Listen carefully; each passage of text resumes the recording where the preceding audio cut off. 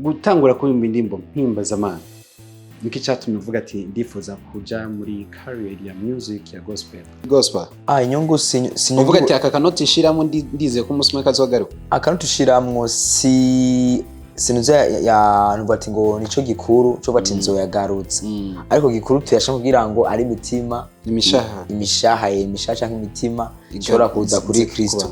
Twongeye twifurize abakristo munsi w'Imana mwiza.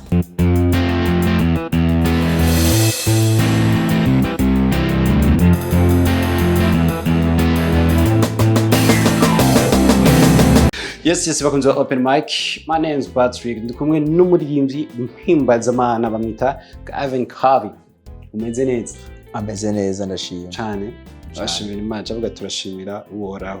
So, ni kiganiro open mic. Kiganiro kizoya kiba ku munsi wa Mungu misi yose cyane. Twongeye twifurize abakristo munsi w'Imana mwiza. Na 14 Fevrier umunsi w'isandasanda. Kubakundanye rero sinzi yo tuzo bisandasanda nyine tuzoja kwisiga iminyoni.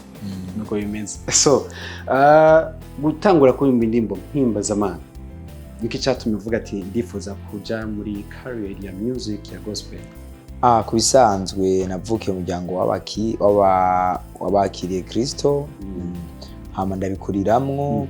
Gusa sinari bwamenye ko ushobora kuba mfise impano yo kuririmba, kera nikinira agapira usanga ibintu nyene ari bibore bavango kwirondeza kwirondeza bakina umupira bikanka bakina sinema bikanka mubavuga ati bro kumbe cyaka iboro yari impano yanjye no kusanga bimeze muri rusange. Aca sanga rero mbona umenga kuririmba byo karagwamo tu mugani karagwamo neza ni karagwamo neza ariko niyo nzira uvuze ngo ni karagwamo neza bisogore ko niyo nzira basuku forcing ariko etape par etape ko nta uvuka rimwe ngo yuzure ingobyi ariko ko ako kantu k'ingobyi none kai kameze gute kantu k'ingobyi cyo nta muntu yuzuza ngo yuzure ingobyi ako twumviye imigani bayiduciye cyane nta muntu yuvoma yuzuza ikivomesha ngira nuko nyene sinzi gusa kiruzura hama mbona umenga ingabire nashobora gutangura kuririmba indirimbo mpimbazamana kugira ngo imitima ya benshi igire ico yakiriye kubanje kuri Kristo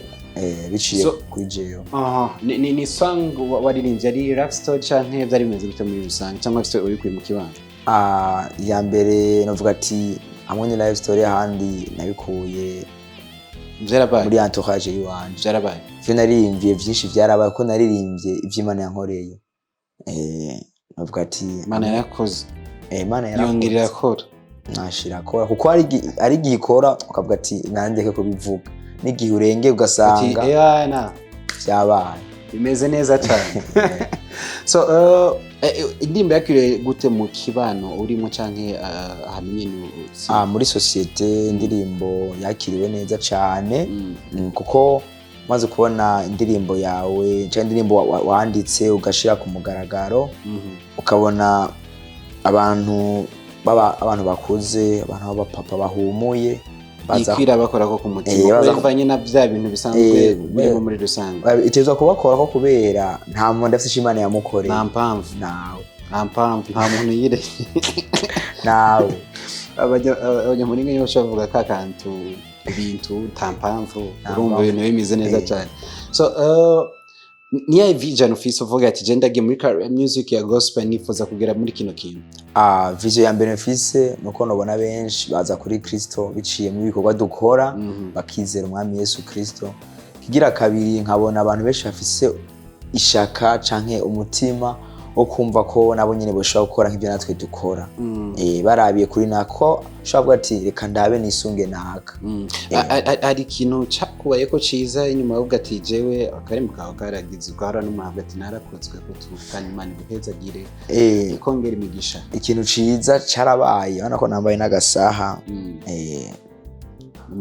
umuhezagiro imhezagiro iraze nyuma iraza ko kandi ari inyungu biteze muri gospel. Inyungu uvuga ati aka kanoti shiramo ndize ko umusumwe kazogaruka akanoti shiramwo sinuza ya ati ngo nico gikuru cyo bati nzoyagarutse ariko gikuru tuyashaka kugira ngo ari imitima imishaha canke imitima ishobora kuza kuri Kristo. Mugabo wa pare y'ivyo nakubwiye indirimbo nakubonye hari umuntu ambwiye ati yampezagiye indirimbo imeze neza turarenda guhe isaha uzozorabira ko igihe ibindi bikorwa ku gihe yagomye kunyereka ku gihe uzoraduha ibintu mu mwanya kuko nemeze. So ni kaye kajambo bwira abakunzi muri rusange bawe?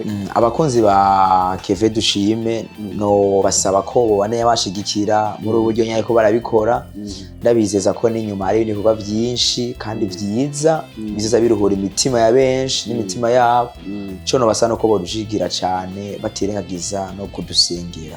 Reka ndagushimire cyane nonga twifuriza kandi nkuko tuzwe bitanga bwa mbere abakristo n'abakristo tubifuriza umunsi wa Mungu w'Imana mwiza cyane.